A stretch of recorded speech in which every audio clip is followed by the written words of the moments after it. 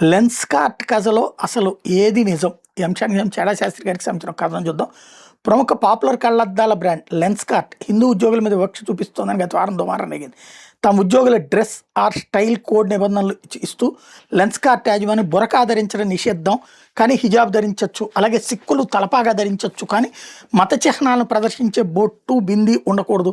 పెళ్ళైన స్త్రీలు పెట్టుకునే సింధూరం పెట్టుకోకూడదు. మరీ తప్పనిసరి అయితే కొద్దిగా కనిపించకుండా పెట్టుకోవాలి. మొహిందీ ఉండకూడదు. చేతులకు మతపరమైన టాటూలు ఉండకూడదు.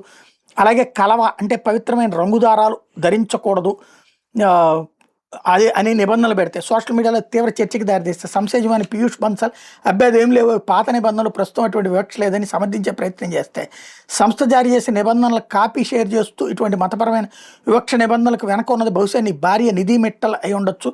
ఎందుకంటే ఆమె ఆప్ మద్దతుదారు, పైగా హిందూ ధర్మాన్ని హేళన చేస్తూ గతంలో పలు ట్వీట్స్ పెట్టిందని రుజువులుగా వాటి స్క్రీన్ షాట్స్ని షేర్ చేశారు మన ఇక్కడ హిందూ బంధువులు. దాంతో పీయూష్ బన్సల్కి తత్వం బోధపడి ఇది ఇంకా సాగదీస్తే వ్యాపారానికి ఇబ్బంది అని బహుశా అనుకున్నాడేమో. నేను లెన్స్ కార్ట్ హిందువులకు క్షమాపణ చెబుతూ వివాదాస్పద అంశాలన్నీ తొలగించి కొత్త మార్గదర్శకాలు విడుదల చేస్తాయి. మేము ఈ గొంతు విన్నాం. గత కొన్ని రోజులుగా మా కమ్యూనిటీ మరియు కస్టమర్లు తమ అభిప్రాయాలను వ్యక్తం చేశారు. మేము వాటిని ఆలకించాం. ఈరోజు మేము మా ఇన్స్టోర్ స్టైల్ గైడ్ని ప్రామాణీకరిస్తున్నాం మరియు దాన్ని పారదర్శక సమాచారంతో అందరికీ అందుబాటులో ఉంచుతున్నాం. ఈ మార్గదర్శకాలు మా బృంద సభ్యులు ధరించే ప్రతి విశ్వాసం మరియు సంస్కృతి చిహ్నాలు, బింది, బొట్టు, తిలకం, సింధూరం, కాల్వ, రక్షాసూత్రం, మంగళసూత్రం, కడ, హిజాబ్, టర్బన్, పాగా మరియు మరెన్నో వాటిని స్పష్టంగా మరియు నిస్సందేహంగా స్వాగతిస్తాయి.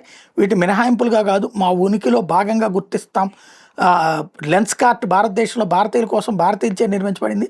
2400 స్టోర్లను ప్రతిరోజు తమ నమ్మకాలను, సంప్రదాయాలను మరియు తమ మూలాలను పని ప్రదేశాన్ని తీసుకొచ్చే వ్యక్తులే నడుపుతున్నారు. వాటిని తలుపు బయటే వదిలేయమని మేము ఎప్పటికీ ఎవరిని చెప్పాం.